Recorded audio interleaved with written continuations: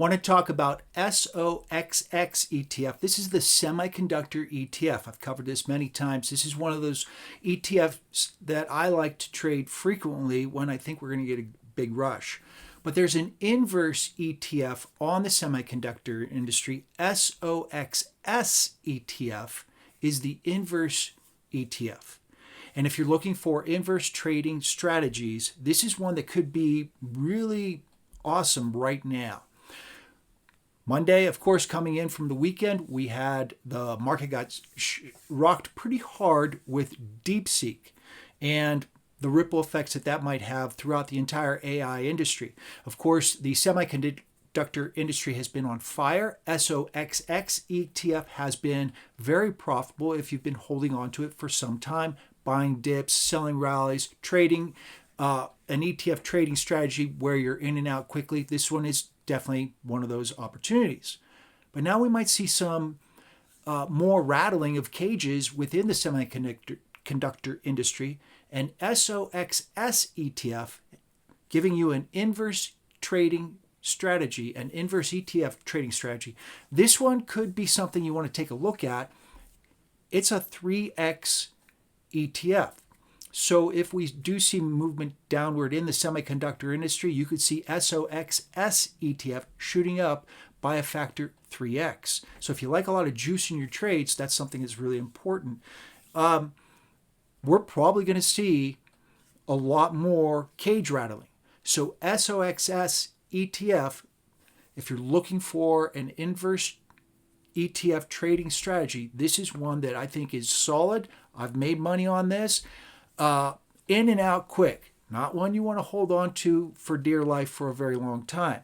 You can get in, get out, then sit back and look for your next trade. Let me show you what I've been doing with SOXX ETF. At the same time, SOXX ETF, although I think those days might be limited going forward. Let's jump in. All right, here we're looking at, what is this? The 1 hour bar chart goes back into November on SOXX ETF. And as you can see from Monday, dropping from about, well, actually Friday it closed around 231. SOXX ETF closed around 231, dropped all the way down to 210. Pretty decent sized drop. We've seen a lot of buying coming in on Nvidia. I think the scare is out, and that the market is probably going to sort of flip around a little bit and start buying on the dips. And you really have to ask the fundamental question, will this DeepSeek really rattle the industry that much that Nvidia sells off? Here's the thing with Nvidia, the chips, and DeepSeek. They're using Nvidia chips.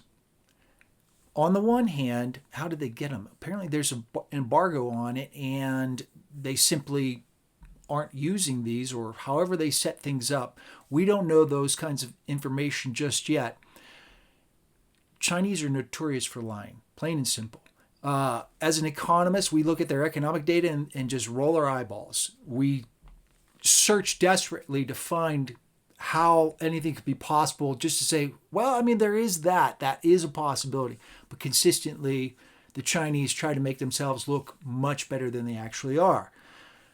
Because of that, I wonder on some of the information that we got on this DeepSeek and how that could potentially be what might be called misleading. And therefore, Nvidia might still do just as well. But at the same time, giving some benefit of the doubt, I think the industry is going to be looking at this and saying, you know what? We can probably get a lot more done with a lot less. And this will force the industry to make shifts. So maybe growth rates aren't going to be there as consistently for Nvidia or Broadcom or any of the other big players. I do own Broadcom. It's in my long-term main portfolio. I've had that for a number of years. And I actually believe that Broadcom, along with a lot of these other chip makers, are probably going to come down. And that's something I'm sort of coming to terms with and trying to figure out, how can I make money to protect my high water mark is my goal. And so SOXX ETF, if you are thinking that this is a buy on the dip opportunity, maybe we see a move from 214 on SOXX ETF all the way up to, say, 224, sort of hit that middle line there of the sell-off. I know I did see some early morning buying. I'm making this video, the market's still on, and so we'll see where it ends up for today. But SOXX ETF could be a pretty solid buy on the dip opportunity. Had you picked up at 210, we could woulda, coulda, shoulda until the cows come home. This is one I think that you could see some big run-ups. But what if the opposite happens?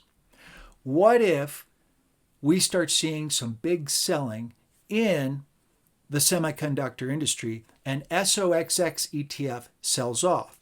This is the inverse. So if you are looking for an inverse ETF trading strategy, SOXS ETF is the inverse to the semiconductor industry. And this one is so important because as SOXX would move down, SOXS ETF would move up. Now this one is Direction Daily, the semiconductor, versus the other one's ProShares. They're not the same holders or creators. This is a daily ETF. You do not want to hold on to this thing for dear life, and I'll show you the chart as to why it continuously moves lower. They're trading forwards, and there's inflation involved, and plus they need to get their scratch. So it's continuously deteriorating because they're always having to deal with forwards and inflation. Regardless, the move from Friday, call it 1750, shooting up to almost 2350, that's a pretty sharp move. Yeah, you can trade options on these. So if you believe that you're going to see some downward movements in the semiconductors, take a look at each stock individually. Maybe there's one, maybe Nvidia. I think February we get their earnings release. In February, very likely they could say, yeah, we got good forward earnings or good revenue this quarter, but forward maybe a little less. Kaboom. SOXS ETF, the semiconductor inverse ETF, would shoot up like a rocket because Nvidia would sell off on its own fundamentals outside of competition. So that's something that you really got to kind of keep encompassing within your analysis. The other thing is, how much further could Nvidia possibly go, or Broadcom, or any of the other bigger players? Again, I believe my Broadcom holdings have topped out. I don't see much, even though we just had a big move higher. I just put a video out on Broadcom if you want to check that on AVGO stock. That's up there as well. So these inverse ETFs, another thing, primary thing for anybody that's been following me for any period of time, I'm an economist first and foremost. And my belief is that the Federal Reserve should not have been lowering interest rates back in September, October, and December like they did. We got a meeting right now, Tuesday and tomorrow. They announced expectations are that this is going to be a very boring announcement, that no new news is going to be coming out, but that this year is going to be quite exhilarating. Not exactly an environment where the stock market just continually moves higher and higher and higher and higher. And that's such a key thing, because you'll see growth rates starting to decline. The Federal Reserve might have to pivot, and all of a sudden the stock market starts to sell off. And these growth rates that we've seen, hyper overpriced growth rates in some of these stocks that we've seen, would start to reverse. SOXS ETF, along with all the other inverse ETF trading strategies that I've been putting up, I'm getting ready for this because I think this is what's happening next. I think the Federal Reserve blew it again, lowered interest rates before they should have, and that they're going to rock the stock market. We've been on a crazy, awesome run since basically all the way back in 2020 with the COVID shutdown. We had 22, 23 when things got a little bit rocky, but then it just kept on going. It won't do that forever. And the Federal Reserve might be the ones who rock the semiconductor industry. If not, competition, international competition that the industry isn't seeing coming. And so therefore, an inverse ETF trading strategy might be something you're looking for, SOXX ETF is one of those that I'm going to be very seriously employing regularly. Now, here's another thing I want to look at. SOXX ETF, this is going back a ways, all the way to, I think this chart, the very, very right of that is April 2020. When this ETF was trading roughly about, call it 77.5, trading at 214. And if you look at what SOXX ETF has done in just the past couple of days, it's been settling out. Seems 240. It has breached 260, but it's starting to have issues. And this is basically what I've been saying, that this bull run is probably running its course. So therefore, we could see the semiconductor industry moving downward, and therefore semiconductor ETFs would sell off, and all of a sudden SOXX ETF looks real good, especially at 3x. You can make some money on that. Do you want to buy SOXX and just hold on for dear life? I would not recommend that. This is what it looks like. Again, there's constantly this sort of attrition, and it just continuously lowers, lower. I mean, the peak of this is what, 42.5? It's trading at 21. 42.5 as in 42,500 versus $21.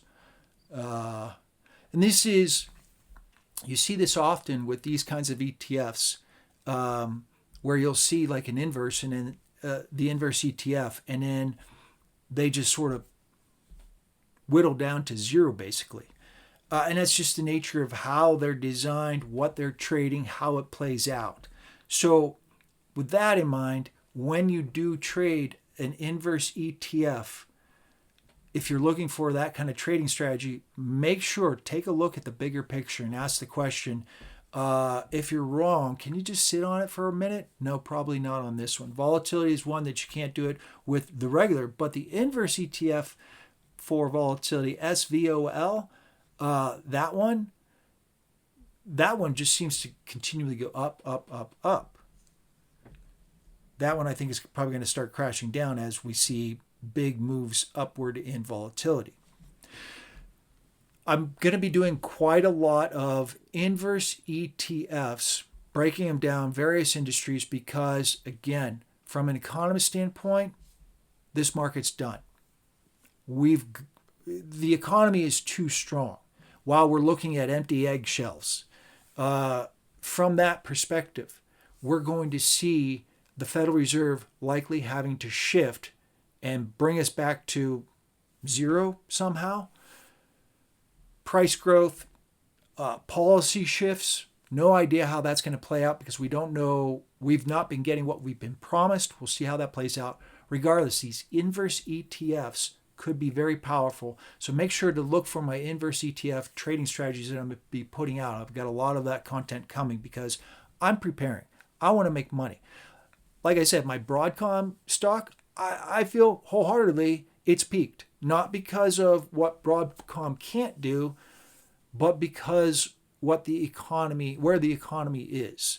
And so therefore, I'm looking at inverse ETF trading strategies very strongly. Make sure to hit that like and follow button. I've got links to my Substack newsletter. We'll see you in the next video.